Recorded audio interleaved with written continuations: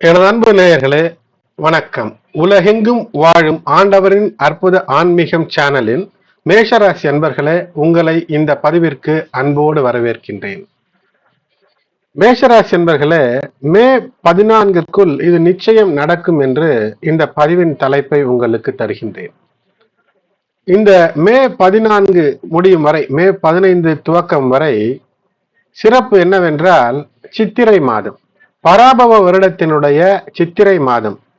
இந்த பராபவ வருடத்தின் சித்திரை மாதத்தில தீய விஷயங்களை எல்லாம் விட்டொழித்து நல்ல விஷயங்களை நாடி வெற்றிக்கான வழியை பெற வேண்டியதில் இந்த சித்திரை மாதம் முதல் மாதமாக அமைகிறது. இதுல மிக முக்கியம் என்னவென்றால், உச்சம் பெற்று உங்களுடைய ராசியிலே பெயர்ச்சி ஆகி கொண்டிருக்கக்கூடிய சூரியன்.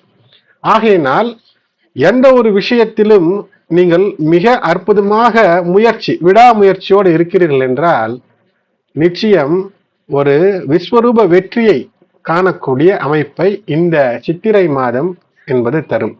மே 14க்குள் இது நிச்சயம் நடக்கும். ஏனென்றால் ஒரு தொடர் முயற்சி என்பது வெற்றியை தரும் என்று வள்ளுவரும் சொல்லி இருப்பார். ஆக்கம் அதர்வினாய் செல்லும் அசைவிலா ஊக்கம் உடையான் உழை.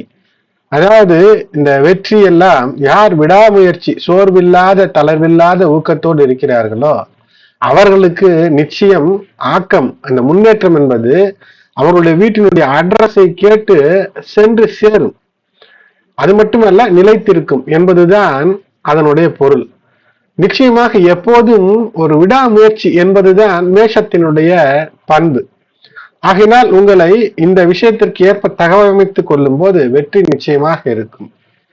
இந்த ராசியிலேயே உச்சம் பெற்றிருக்கக்கூடிய சூரியன், ஆனால் 12ஆம் இடத்துல சனி பகவான், செவ்வாய் விரைச்சனியினுடைய காலத்தில இருக்கிறீர்கள். அதனால் எதையுமே வீண் செலவு செய்யாதீர்கள், ஆக்கப்பூர்வ செலவு செய்யுங்கள். இந்த 12ஆம் இடத்துல இருக்கக்கூடிய ராசிநாதன் உங்களுக்கு அஷ்டமத்தின் அதிபதியும் ஆகையினால் இந்த அஷ்டமத்தின் அதிபதி மற்றும் 12ஆம் இடத்திலே வந்து சேர்ந்து அமர்ந்து இருப்பது என்பது ஒரு அற்புதமான ஒரு யோகத்தை உங்களுக்கு தரும். நிலம் போன்ற விஷயத்திலே முடிந்தால் முதலீடு செய்வது என்பது வருங்காலத்திற்கு மிகப்பெரிய வைப்பு நிதியாக இருக்கும்.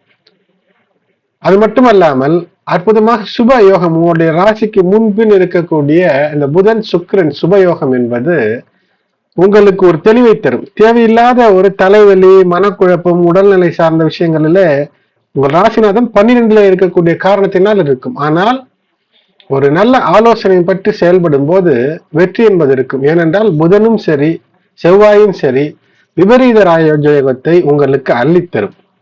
மாதத்திலே அவ்வப்போது ஏற்படக்கூடிய அந்த கஜ கேசரி யோகம் என்பது வெற்றி. உங்களுடைய நட்பு, உறவு, வாழ்க்கை துணை மூலமாக வெற்றி. இது கிட்டத்தட்ட இந்த சித்திரை மாதம் கடைசி வரை பார்க்கும்போது 3-4 நாட்களிலே தொடர்ந்து வரக்கூடிய அமைப்பு. மொத்தம் ஒரு 6-7 நாட்கள் கஜகேசரி யோகம் அமைந்துவிடும். ஆகினால் அந்த கஜகேசரி யோகத்தில நல்ல பெயர், புகழ், வெற்றியை பெறக்கூடிய அமைப்பு ஏற்படுகிறது. ஒரு அதிர்ஷ்டமும் ஏற்படக்கூடிய அமைப்பு என்பது நிச்சயமாக அமைகிறது. 11ஆம் இடத்துல இருக்கக்கூடிய ராகுவின் மீது குருவினுடைய பார்வை என்பது இருக்கிறது. லாபம் தர வேண்டும், லாபம் பெற வேண்டும் என்ற நிலை, அதனால் உழைப்பீர்கள்.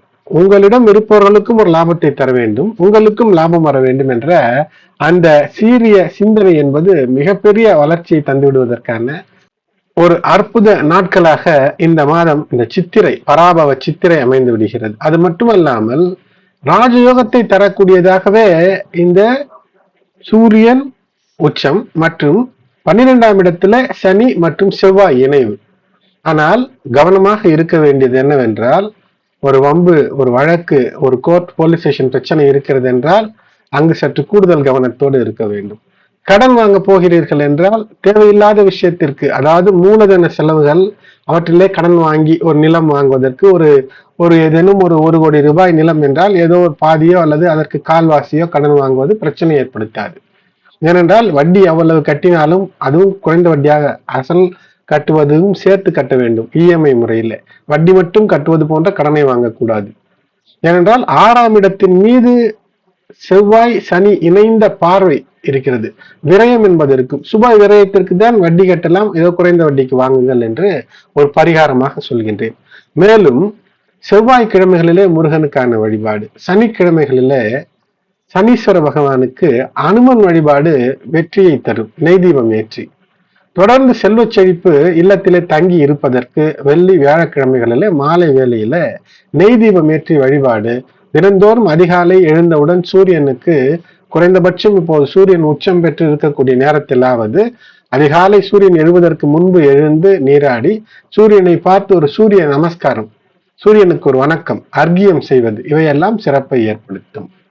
உங்களுடைய ராசிக்கு 2ஆம் இடத்திலே ஆட்சி பெற்று இருக்கக்கூடிய சுக்கிரன் எதையும் ஒரு அனுபவிக்கக்கூடிய ஒரு அதிரடி வாய்ப்பை தரும். அது மட்டுமல்லாமல் சுகபோகங்களுக்கான அமைப்பையும் தரும். இதுவரை கொடுக்கல் வாங்கல்களில் இருந்த இழுவரி எல்லாம் நீங்கி ஒரு சிறப்பை தந்து விடக்கூடிய ஒரு அமைப்பை தரும். அது மட்டுமல்லாமல் இந்த வாக்கின் இனிமை, நீங்கள் சொன்ன விஷயத்தை செய்ய முடிகிறது என்பதை நீங்கள் உணரக்கூடிய மாதமாக இது இருக்கும். அது மட்டுமில்லாமல் அரசு சார்ந்த விஷயங்களிலே ஒரு அனுகூலம் என்பது இருக்கும். சூரியன் உங்கள் ராசியிலே உச்சம் பெறுவதன் காரணமாக பல முக்கிய கட்டங்களிலே உங்களுக்கு அனுகூல டேர்னிங் பாயிண்ட்ஸ், திருப்பு முனைகள் ஏற்படக்கூடிய அமைப்பை இது தருகிறது. அதனால் கூடுதல் ஆற்றலோடு, கூடுதலான தன்னம்பிக்கையோடு, கூடுதலான விடாமுயற்சியோடு செயல்பட்டு வெற்றியை பெறுவீர்கள். அது மட்டுமல்லாமல் சமூகத்திலே உங்களுடைய மதிப்பு கூடும். அரசு சார்ந்த விஷயங்களிலே உங்களுக்கு வரவேண்டிய விஷயங்கள், தடைப்பட்ட விஷயங்கள் எல்லாம் இறுதியில் இருந்து வெற்றி என்பது கிடைக்கும். ராசி அதிபதி செவ்வாய் எப்படியோ ஒரு வெற்றிக்கான வழியை தந்துவிடுவதாக அமைகிறது. ராகு 11 இது லாபஸ்தானத்திலே சஞ்சரிப்பது என்பது எதிர்பாராத தனவரவு. அதிலும் இருக்கக்கூடிய தொழில், இருக்கக்கூடிய விஷயம் அல்லாது புதிதாக ஏதோ ஒன்று வெளியிலிருந்து ஒரு பணம் வருவதற்கு, உங்களுக்கு உரிய பணம் வருவதற்கு சிறு முயற்சி எடுத்தாலே பெரிய லாபம். ஏனென்றால் குருவினுடைய பார்வை ராகுவின் மீது இருக்கிறது. அதனால் வெற்றி. புதிய வாய்ப்புகள் வேலையானாலும் தொழிலானாலும் இருக்கும்.